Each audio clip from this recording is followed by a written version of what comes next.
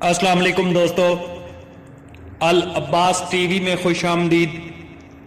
دوستو آج ہم تلاوت کرتے ہیں سورہ التغابن کی آیت نمبر 10 سے لے کر 18 تک کا اردو ترجمہ۔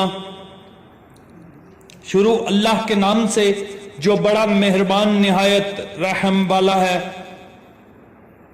اور جنہوں نے کفر کیا اور ہماری آیتوں کو جھٹلایا وہی اہل دوزخ ہیں، ہمیشہ اس میں رہیں گے اور وہ بڑی بری جگہ ہے۔ کوئی مصیبت نازل نہیں ہوتی مگر خدا کے حکم سے، اور جو شخص خدا پر ایمان لاتا ہے وہ اس کے دل کو ہدایت دیتا ہے، اور خدا ہر چیز سے باخبر ہے۔ اور خدا کی اطاعت کرو اور اس کے رسول کی اطاعت کرو۔ اگر تم منہ پھیر لوگے تو ہمارے پیغمبر کے ذمے تو صرف پیغام کا کھول کھول کر پہنچا دینا ہے۔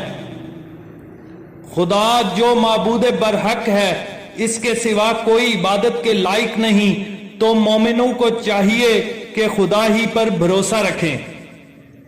مومنوں، تمہاری عورتیں اور اولاد میں سے بعض تمہارے دشمن ہیں، سو ان سے بچتے رہو۔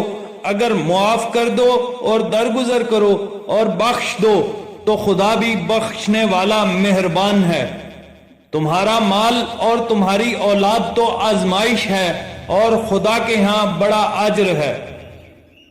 سو جہاں تک ہو سکے خدا سے ڈرو اور اس کے احکام کو سنو اور اس کے فرما بردار رہو اور اس کی راہ میں خرچ کرو، یہ تمہارے حق میں بہتر ہے۔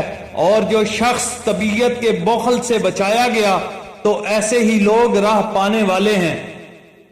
اگر تم خدا کو اخلاص اور نیت نیک سے قرض دو گے تو وہ تم کو اس کا 2 چند دے گا، اور اگر تمہارے گناہ بھی معاف کر دے گا، اور خدا قدر شناس اور بردبار ہے، پوشیدہ اور ظاہر کا جاننے والا، غالب اور حکمت والا ہے۔